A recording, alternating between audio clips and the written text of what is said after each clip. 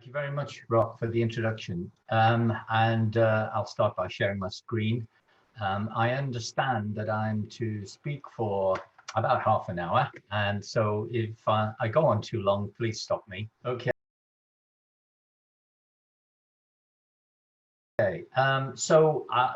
Basically, I was asked to kind of stimulate some reflective practice with regard to research ethics and integrity. And that's specifically with the social sciences and the humanities. I should say it's an interesting field, this, because sometimes social scientists don't think much of their work has to do with the humanities and vice versa. Many practitioners in humanities research and practice would say we don't use social science methods necessarily. So there's an interesting sort of contested area there. I've got two examples where we might consider the overlaps between the social sciences and the humanities. I thought it wise to begin with a definition. I should say that I have used a lot of this presentation for some time in the UK when I've been doing training the trainers sessions. So the idea really is to raise some of the basics and to have some discussion about the responses to some of these ideas.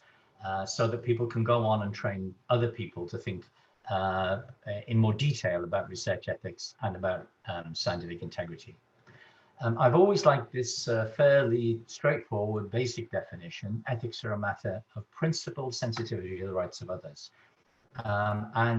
The key elements here for me are principles, being sensitive, and considering the rights of others. And of course, that's very fundamental. And I think, fundamentally, it's a bit like saying, be kind to people. Who's going to argue with that? I think, if we operate in this way, then we should be doing ethical research. However, we do also need a definition for, if you like, the profession of research or the professions of research. And this one from Anthony Flew, I always found quite useful. Ethics are a set of standards by which a particular group or community decides to regulate its behavior to distinguish what is legitimate or acceptable in pursuit of their aims from what is not. So it's about standards, it's about regulation, and of course different professional associations will regulate in different ways. Some will regulate to an extreme degree by licensing their members, and so if you misbehave and don't follow these standards, they'll remove the license. Others in the field of social sciences, the best example are in psychology, of course, which does like to license practitioners. Sociologists are very reluctant to do that. Sociologists in the UK would never do that, and sociologists in France are even more disinclined to regulate. Although this is a fairly general sort of notion, the idea is that there's some form of control, some form of notion of legitimacy that's very important, or acceptability in what one does. I'm not going to go sidetracking into ethical theory and moral philosophy, although those underpin everything that we do in research ethics, of course, and I'm not a philosopher, so I don't consider myself to be an expert in this field. What I would say is all of these moral philosophies need to be considered in terms of how they relate to the practices of research. My own conclusion has moved me towards the idea that when you start to try to apply ethical theory in context, you always end up with some form of ethical pluralism. In other words, sometimes deontology works, other times teleology works. Sometimes you need a utilitarian point of view, and other times you're merely describing what's going on. So as you apply, I think, and depending on context, you need to think very carefully about, if you like, which ethical theory actually fits the situation. For me, context is everything when you're thinking about applied ethics. And as a consequence, I have long been in favor of the notion of virtue ethics, which means every researcher ought to carry the characteristics of a virtuous person. In other words, good research, in a moral sense, as well as a methodological sense, comes from being a good person. Now, we might have a debate about that later on. We'll see. Let me raise what I consider to be the fundamental issues and dilemmas. linking to that notion of virtue ethics, the ultimate responsibility for ethical practice in research always has to lie with the field researcher, because only the field researcher knows what's going on in the research process. As Rob pointed out, I do a lot of work in evaluation. We've just finished some evaluations for the ERC. And of course, the thing is, at that point, it's quite static. A researcher sends a proposal in, we look at it and we say, oh, it either looks okay or you need to do this, that, and the other. However, when the research is underway, we have very little control of what's actually going on. So, the virtuous field researcher is the one that's taking the responsibility while they're out there. And you might think that sometimes a researcher might choose whether or not to tell their manager if a problem arises. So, right away, let's raise some of the issues that arise in terms of being out there in the field and doing the research. And that's something that affects researchers in the social sciences and the humanities equally. Of course, it's about balancing harm and benefit. I always say that research necessarily produces harm, even if it's just interrupting people's ordinary routine daily life by asking them a simple questionnaire. However, one should always be considering what the benefits are. And I don't mean this just simply in a utilitarian sense. I mean it in a very generic sense that, the virtuous researcher will think, what harm might I be doing? But what benefits does society gain, or the people that I'm studying gain, and so on, or even, if you like, the sum total of scientific knowledge. And that, of course, means that ethical decision-taking is always dynamic. It's always in a fluid sense. You're always on the move. You're always in the field thinking about what is right and what is wrong, what the long-term consequences might be of your actions, and so on. I want to also, I've been asked also to cover some issues associated with ethical appraisal. So I will be talking a little bit about ethical appraisal. And I think the most important thing about your governance system and whatever ethical appraisal system you operate, it is part of the process whereby this, if you like, the research process, the research professions, science in general, maintains trust. And trust is absolutely vital to how, if you like, the general public see science and research, but also how policymakers see research evidence and how they use it. There is an issue associated where your loyalties might lie. I think there's no such thing in a way as the pure professional researcher who can dissociate themselves from their various loyalties. I should disclose, for example, a vested interest. I am a vegan, so I'm interested in the rights of animals and protecting animals and so on. But I do research for the Food Standards Agency. I've done research on abattoirs, or I've helped the Food Standards Agency in the UK research abattoirs, and necessarily animal models are always in the research that the ERC is looking at. So I have to decide, I have to balance, if you like, my loyalty to my profession, my skills, if you like, as a research appraiser, but also my own personal values. Those kinds of divided loyalties come into conflict more often when you have somebody like, let's say, a health professional practitioner who is also conducting research. So, medics, surgeons, nurses who are doing research have to balance their professional loyalty as well as their loyalty to, if you like, to the research endeavor. And we are helped in that in terms of being in professional associations. So I would also advocate the importance of professional associations, membership in professional associations for advocacy, for mentorship, and of course for training, and maybe also, as I've mentioned, for licensing.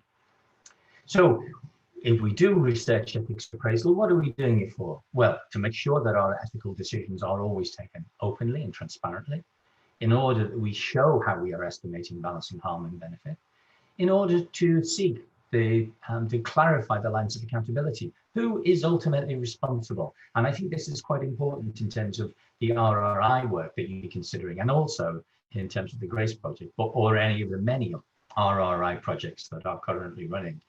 Who in effect is responsible? Who in effect finally handles the accountability?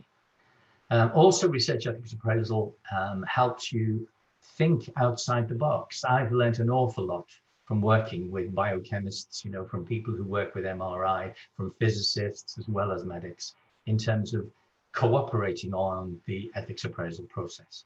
But also, most importantly, a record of why the decisions that we took were taken. And very often that gets lost. It's very important to keep that record. It doesn't mean you would take the same decision the next time, but what it means is you understand why the decision you took last time was taken. One of the core concepts, well, these should be familiar to anybody operating in these fields, so I've covered them fairly quickly.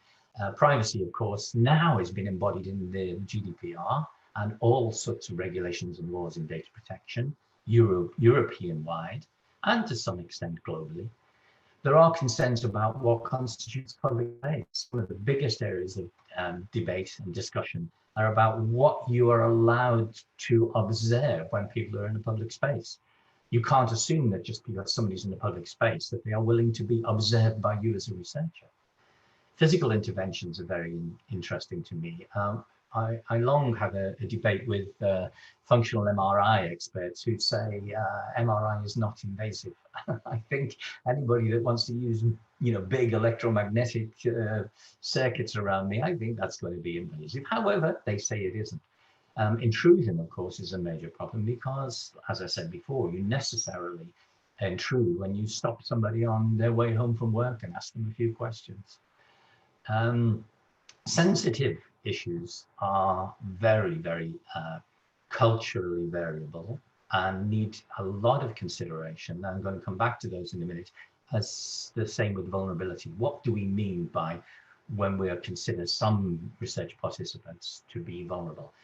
And of course, everybody will know that the crucial thing is free, valid, and informed consent. However, here's an interesting thing. If that contravenes the ability of researchers, either in the humanities or the social sciences, to disclose something, let's say that's in public policy and a consequence of public policy, then how free, valid, and informed can you be when you talk to people who are making those policy-making decisions? Surely it's in the interests, if you like, of society at large and maybe science in general, that you don't get all the consent that people don't want to give you because they're interested in hiding things. Okay, now again, we'll come back to that. So what about sensitivity? You need to know how you're going to identify sensitivity, and I suppose you need a kind of topic list. You know, suicide, pedophilia, illegal behavior, those sorts of things should trigger special action or special concerns. But then I don't know how long that topic list should be. And some people might say, well, you know, and in different societies, in different cultures, you know, suicide is more or less sensitive. You know, certainly those sorts of concerns vary culturally. And also you need to be able to deal with ad hoc decision making. How are you going to handle that? You might decide to have a chair of an ethics committee, look at precisely what's being proposed, and then decide how you manage the sensitivity. When should it be managed? During the research engagement, prior to the research engagement, or when you come to disseminate what you found out? Now, what about vulnerability then? You need to be very, very careful here because I've actually published a few chapters on vulnerability, and I'm preparing another article in terms of work in the participant action research field. Because I've also done some work with the disability rights people. And the interesting thing here is that people who are seeking, you know, people with a disability who are seeking to enhance their rights do not want to be regarded as vulnerable. However, would we be remiss if we do not recognize that there is a certain vulnerability? And in what does that vulnerability inhere? It's a relative judgment about people's ability to do certain things or ability not to do certain things. The same actually goes for children's participative rights. I had a very interesting conference some years ago in the UK with some very well-informed, intelligent and mature children who were under 16, but who wanted their rights to consent, separate from whatever their parents said. So are those children to be considered vulnerable just because of chronological age? These things need to be thought through. And of course, they need to be, and this is a difficult area, but they need to be in line with the legal situation in the country in which one's operating. And it varies even across Europe. So a similar problem arises with things like access with people who are in care. I have done a lot of work in the field of social gerontology, and getting access to care homes in order to interview older people in care without heavy gatekeeping is extremely difficult to manage. So how do you deal with those vulnerable people? They, as old people, might not think of themselves as vulnerable. And that's one of the dangers of membership category assumptions. For example, often happens with people with certain illnesses, but certainly the notion of older people as necessarily being vulnerable, of course, they're not. Only today I had something on the news which talked about a British politician who was talking about his old father. And I am older than his old father. And I certainly do not feel to be a member of that particular category that he was referring to. And I don't know what his father feels about it. You might hear about it later. We have in the UK the EHRC, which is the Human Rights Commission, and they have a notion about vulnerable workers. So workers in different kinds of work situations. And I've long had a discussion about patients' vulnerability, because not all patients are vulnerable just because they are ill, and they might demand their rights. So that needs to be thought through.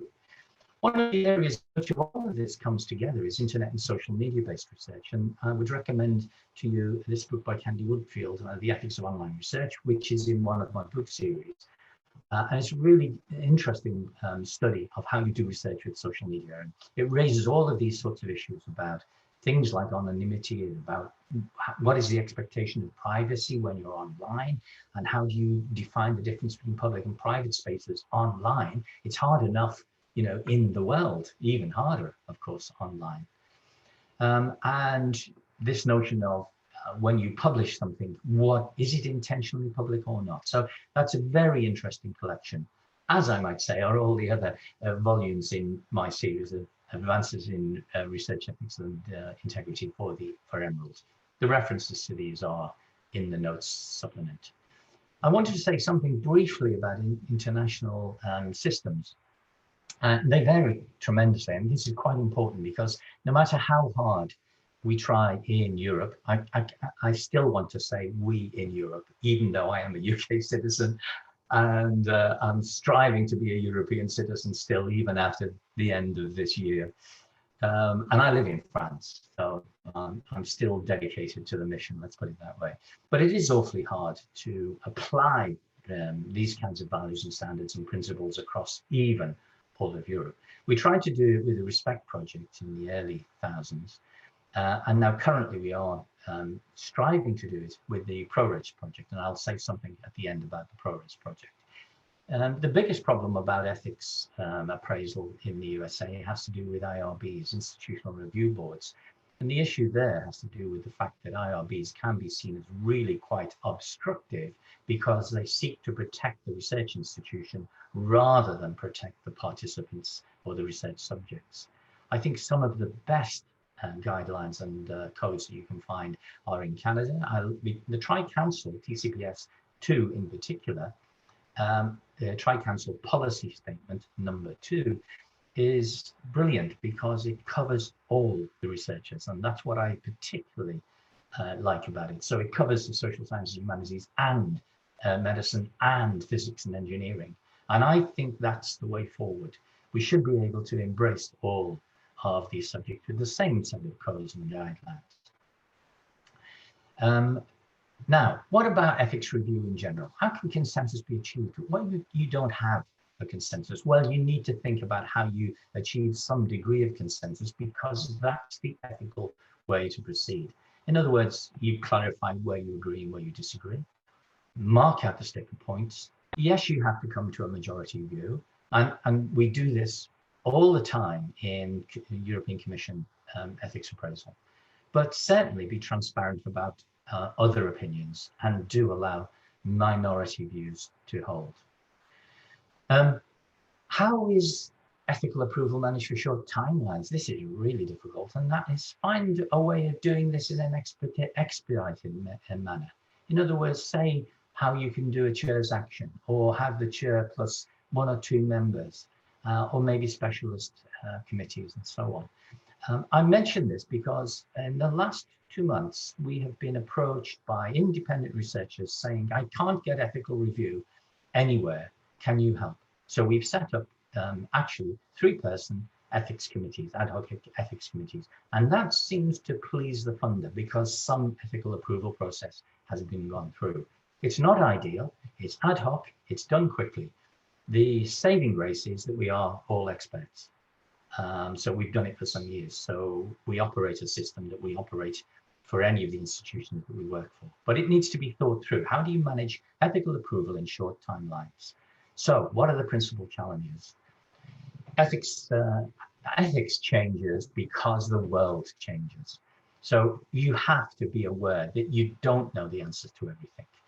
You need to be able to cover the whole field, and this particularly in the social sciences and humanities, but generally, I've just been reviewing microbiology and biochemical reviews, and I've learned a lot. I'm not an expert, but I've been, I hope, asking the right questions. Certainly, the thing that people, researchers hate more than anything is having to do the same thing over and over again. So avoid duplicating scrutiny procedures, make sure they're easy to use. Try to cover all stages of the research process. Ethics doesn't just happen at one point. You know, even when you're thinking about what you want to research, who's going to fund it, you must be thinking ethically. And certainly when you decide what to publish, I'm going to come back to this at the end, but when you decide what to publish, who to, when, and how, that stage in the research process is absolutely vital. You know, and most of the time we seem to be thinking about the middle of the thing. How do we treat the participants? How do we keep the researchers safe and so on? Let's try for consistency across the research community. That doesn't mean uniformity. Consistency means, you know, clarifying your decisions and clear about the lines of accountability. It's obvious that you must be balancing the responsibilities of the individual and the collective. And that means the individual researcher and the culture of the society or the profession within which they're operating. Balancing your expertise, your independence, and your lay expertise. I suppose when I'm looking at a biochemical or molecular biology study, I'm the lay expert. So I ask the awkward questions, I ask the stupid questions, and we shouldn't be ashamed to ask those kinds of questions. Make sure your procedural mechanisms are clear, and recognize that ethical practices and mutual accomplishments of all participants, even the people say are being researched, even the culture in which we're operating and doing the research, even the setting, because I've asked research participants if they wish to be anonymous in the past, and they say, yes, please keep me anonymous. And then they write an article in the newspaper with their name attached to it. Now, okay, they're entitled to do that, but not if we agreed beforehand, because one of the problems is they then disclose reveal the identity of other people who participated in the research. So it always must be a mutual accomplishment of all participants. Very often, what's forgotten is how you manage complaints and grievances. Keep a line of accountability that allows people to complain. And that includes research participants, but also researchers themselves. And that complaint line and that grievance procedure should be independent of their managerial lines of accountability. And be willing to share when you make a mistake. It's vital. I'm just going to mention 2 cases, one from the humanities and one from social sciences. The details are in the notes attached to this. All I want to say is here, there is an assumption that history can't harm anybody. And of course, you have to decide very, very carefully when you do a piece of historical research, what the cultural sensitivities might be to that. Now, Ariel Toff produced a book about past design, which is about 13th century so-called Jewish practices, which had to do with the blood of infants. All that historical evidence was based on torture, extracted from torture. Ariel Toff kind of sidesteps that. The interesting thing is what what the Pashto-Sang kind of culture or idea or myth, how it's handled and how it was handled in history. Now, that is not and cannot be isolated from both the context in which that information, that evidence, that those events were produced, but more importantly, how it's talked about afterwards. And of course, the Holocaust studies offer, a tremendous amount of concerns and interest there. Many people would say we still have to study the Holocaust, and then there are those people who think the Holocaust was a hoax. Now, all of that evidence is ostensibly historical evidence, but it's the context in which it's actually produced and used. And all of this, I'm picking, if you like, history, racial history, or history to do with racism, because it's particularly topical at the moment. And here's an interesting thing, of course, eugenics, in which people were seeking the purity of the human race, gave rise to statistics and the origins of population statistics and the statistics that most social scientists use these days. Fisher's test and Galton. All of these people were in fact eugenicists, and what they were doing was doing population studies. So I can't say I'm no longer going to use Fisher's test just because he was a eugenicist. However, the origins of these things should be understood, and any errors in their use should be carefully disclosed. And of course, ultimately, there's been a lot of interest of tearing down the statues of colonialists in the UK recently, and of course, people even talked about tearing down Churchill's statue. Our great World War II hero. He won the war for the West, for freedom, and of course he was a eugenicist. He was highly racist, and you might say, particularly, one understands that in the context. But should that be disclosed? How should that be disclosed? It's a problem for history. And I've chosen again for social sciences a particularly interesting and challenging piece of ethnographic research, place sacking.